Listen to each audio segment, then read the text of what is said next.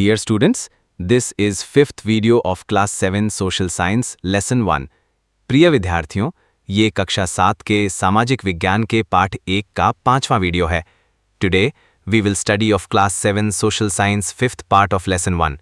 आज हम कक्षा 7 के सामाजिक विज्ञान के पाठ 1 के 5वें भाग का अध्ययन करेंगे. In this chapter, we will read about geographical diversity of India. इस अध्याय में हम भारत की भौगोलिक विविधता के बारे में पढ़ेंगे. इंडियन आइलैंड्स, भारतीय द्वीप. Indian islands refer to the group of islands scattered across the Indian Ocean, the Arabian Sea and the Bay of Bengal, which form part of India territory.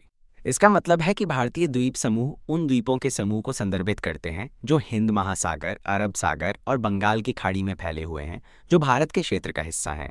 अगली पंक्ति है India has two major island groups. इसका मतलब है कि भारत में दो मुख्य द्वीप समूह हैं. अगली पंक्ति है Lakshadweep in the Arabian Sea and the Andaman and Nicobar islands in the bay of Bengal. इसका मतलब है कि एक द्वीप समूह अरब सागर में लक्षद्वीप है और दूसरा बंगाल की खाड़ी में अंडमान और निकोबार द्वीप समूह है. These islands have unique wildlife, beautiful beaches, coral reefs and volcanoes. इसका अर्थ है कि इन द्वीपों में अनूठी वन्य जीव, सुंदर समुद्र तट, प्रवाल भित्तियां और ज्वालामुखी हैं. अगली पंक्ति है Several ancient tribes made these islands their home tents of thousands of years ago. इसका मतलब है कि कई प्राचीन जनजातियों ने इन द्वीपों को हजारों साल पहले अपना घर बनाया था. लक्षद्वीप एक आर्किपेलागो है, यानी आइलैंड्स का एक समूह जो अरेबियन सी में है और केरला के मालाबार कोस्ट के पास है. इसमें 36 कोरल आइलैंड्स हैं, लेकिन सभी आइलैंड्स पर कोई रहता नहीं है. इंडिया इसमें एक बड़ा मरीन एरिया कंट्रोल करता है, जहां फिशिंग, रिसोर्स एक्सप्लोरेशन और एनवायरमेंटल प्रोटेक्शन अलाउड है. Lakshadweep is an archipelago, a group of islands. इसका मतलब है लक्षद्वीप एक आर्किपेलागो है, यानी आइलैंड्स का समूह, located in the Arabian Sea, close to the Malabar coast of Kerala. ये अरेबियन सी में है और केरला के मालाबार कोस्ट के पास है. It is made up of 36 islands made of coral. ये 36 कोरल आइलैंड से बना है. Not all islands are inhabited by people. लेकिन सभी आइलैंड्स पर कोई रहता नहीं है. India controls a vast marine area, allowing for fishing, resource exploration and environmental protection. India इसमें एक बड़ा मरीन एरिया कंट्रोल करता है, जहां फिशिंग, रिसोर्स एक्सप्लोरेशन और एनवायरमेंटल प्रोटेक्शन अलाउड है. The Andaman and Nicobar islands. इसका मतलब है अंडमान और Nicobar islands. This archipelago comprises more than 500 large and small volcanic islands. ये archipelago 500 से ज़्यादा बड़े और छोटे volcanic islands से बना है. Divided into two distinct groups, the Andaman and the Nicobar Islands. ये दो अलग-अलग ग्रुप्स में डिवाइड है, अंडमान और Nicobar islands. Their location is very important. उनकी लोकेशन बहुत इंपॉर्टेंट है. पहली तस्वीर लक्षद्वीप आइलैंड्स में कोरल रीफ दिखाती है और दूसरी तस्वीर अंडमान आइलैंड्स में एक कोरल रीफ को दिखाती है. वो इंडियन नेवी का एक फ्लोटिंग डॉक है, यानी एक छोटा सा पोर्ट अंडमान आइलैंड्स के पास. ये एक चलता फिरता पोर्ट है. They are like outposts of India, keeping an eye on the ocean. इसका मतलब है कि ये इंडिया के आउटपोस्ट्स की तरह हैं, जो ओशन पर नजर रखते हैं. It is home to a variety of flora and fauna. यहाँ बहुत तरह के पेड़ पौधे और जानवर रहते हैं. The Andaman Islands are also significant from a historical point of view. Andaman islands का महत्व हिस्टोरिकल पॉइंट ऑफ व्यू से भी है. Many of our freedom fighters were jailed there under the most severe conditions in a prison complex called cellular jail. हमारे कई freedom fighters को यहाँ cellular jail में बहुत कठिन परिस्थितियों में कैद किया गया था. It has been preserved to remind us of the tremendous sacrifices that our forefathers made so we could be free. इसे इसलिए संभाल कर रखा गया है ताकि हम अपने पूर्वजों की महान कुर्बानियों को याद रख सकें, जिनकी वजह से हम आज़ाद हो सके. We will discuss this some more in higher classes. हम इसके बारे में आगे की क्लासेस में और बात करेंगे. ये तस्वीर बैरन आइलैंड के एक्टिव वॉल्केनो का एरियल व्यू दिखाती है और ये इंडिया का एक लौता एक्टिव वॉल्केनो है. डोंट मिस आउट वाला पैराग्राफ. बैरन आइलैंड, जो अंडमान और निकोबार आइलैंड्स में है, वो इंडिया का एक लौता एक्टिव वॉल्केनो है. कभी कभी ये इरप्ट करता है और धुआं और लावा फेंकता है. बैरन island figure 1.39 above, in the Andaman and Nicobar Islands is the only active volcano in India. इसका मतलब है बैरन आइलैंड जो अंडमान और निकोबार आइलैंड्स में है वो इंडिया का एक लौता एक्टिव वोल्केनो है. It sometimes erupts, sending smoke and lava into the sky. कभी कभी ये इरप्ट करता है और धुआं और लावा फेंकता है. The delta in West Bengal and the Sundarbans.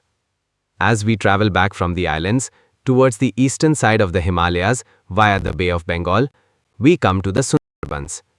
इसका मतलब है जब हम आइलैंड से वापस आते हैं और बे ऑफ बंगाल के रास्ते हिमालयाज के ईस्टर्न साइड में जाते हैं तो हम सुंदरबंस पहुंचते हैं. This is located in the delta of the Ganga, Brahmaputra. You saw them earlier in the chapter and their tributaries. ये गंगा, ब्रह्मपुत्रा और उनकी ट्रिब्यूटरीज के डेल्टा में है. This delta has a unique combination of the river, sea and land. इस delta के पास river, सी और land का एक यूनिक कॉम्बिनेशन है. About half of it is located in India and the rest is in Bangladesh. इसका मतलब है इसका आधा हिस्सा इंडिया में है और बाकी बांग्लादेश में. This is also a UNESCO heritage site. ये एक यूनेस्को हेरिटेज साइट भी है. The Sundarbans are home to many species, including the Royal Bengal tiger. Sundarbans बहुत सारे स्पीसीज का घर है जिसमें रॉयल बंगाल टाइगर भी शामिल है. Note: Do remember to look at the map and identify where the delta is. याद रखें कि मैप को देखें और पता लगाएं कि डेल्टा कहाँ है. ये नौसिंगिथियांग फॉल्स की तस्वीर है जिसे सेवन सिस्टर्स फॉल्स भी कहते हैं और ये मेघालय में है. ये द शैड सुक मुनसियम फेस्टिवल की तस्वीर है जो खासी लोग नेचर के प्रति ग्रैटिट्यूड दिखाने के लिए मनाते हैं. ये नोंगरियाट विलेज चिरापुंजी मेघालय के पास में एक लिविंग रूट्स ब्रिज की तस्वीर है. The hills of the north east. Stay on the map as we move towards the hills of the north east, our final destination for now. इसका मतलब है मैप पर बने रहें जब हम नॉर्थ ईस्ट की पहाड़ियों की तरफ बढ़ते हैं जो अभी के लिए हमारा अंतिम लक्ष्य है. कैन यू सी गारो, खासी and Jaintia mark the map? क्या आप मैप पर गारो, खासी और जेंटिया देख सकते हैं? These hills, part of the Meghalaya plateau, are known for their lush greenery, heavy rainfall and breathtaking waterfalls. ये पहाड़ियाँ जो मेघालय प्लेटो का हिस्सा हैं, अपनी हरियाली, भारी बारिश और खूबसूरत वाटरफॉल्स के लिए जानी जाती हैं. This region experiences one of the highest rainfalls in the world, making it rich in forests, unique wildlife and fertile land. इस रीजन में दुनिया में सबसे ज्यादा बारिश होती है, जिससे यहाँ घने जंगल, अनोखे जानवर और उपजाऊ जमीन है. डोंट मिस आउट वाला पैराग्राफ. मोवलेनोंग विलेज जो मेघालय के ईस्ट खासी हिल्स में है, उसे एशिया का सबसे क्लीनेस्ट विलेज माना जाता है. ये विलेज अपनी well maintained cleanliness, bamboo dustbins और इको फ्रेंडली लिविंग प्रैक्टिसेस के लिए फेमस है. ये विलेज अपने लिविंग रूट ब्रिजेस के लिए भी जाना जाता है जो पेड़ों की जड़ों को कई सालों में बुनकर बनाए जाते हैं. मोवलेनोंग village, situated in the East Khasi Hills of Meghalaya, is renowned as the cleanest village in Asia. इसका मतलब है मोवलेनोंग विलेज जो मेघालय के ईस्ट खासी हिल्स में है, उसे एशिया का सबसे क्लीनेस्ट विलेज माना जाता है.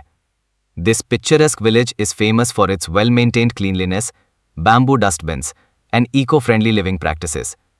ये विलेज अपनी well-maintained cleanliness, bamboo dustbins और eco-friendly living practices के लिए फेमस है. The village is also known for its living root bridges, which are created by weaving tree roots over the course of many years. ये village अपने living root bridges के लिए भी जाना जाता है जो पेड़ों की जड़ों को कई सालों में बुनकर बनाए जाते हैं. India gives its name to the subcontinent it is a part of. इसका मतलब है इंडिया उस सबकॉन्टिनेंट को अपना नाम देता है जिसका वो हिस्सा है. It has many diverse geographical features, ranging from the snowy Himalayas to the heat of the Thar Desert. इसमें बहुत सारे अलग अलग जियोग्राफिकल फीचर्स हैं, स्नोई हिमालयास से लेकर थार डेजर्ट की गर्मी तक. The plains are watered by a large number of rivers. यहाँ प्लेन्स को बहुत सारी नदियाँ पानी देती हैं. There is also a peninsular plateau with the Arabian Sea in the west and the bay of Bengal in the east. यहाँ एक पेनिनसुलर प्लेटो भी है जिसके वेस्ट में अरेबियन सी है और ईस्ट में bay of Bengal. These diverse geographic features have created a variety of conditions with respect to soil, flora, fauna, life, and economic opportunities, and honed a rich culture. इसका मतलब है ये diverse geographic features के कारण soil, flora, fauna, life और economic opportunities के लिए अलग अलग कंडीशंस क्रिएट हुई हैं और एक रिच कल्चर डेवलप हुआ है। These geographical features have played an important role in shaping our civilization. In geographical features का हमारी सिविलाइजेशन को शेप करने में एक महत्वपूर्ण रोल रहा है।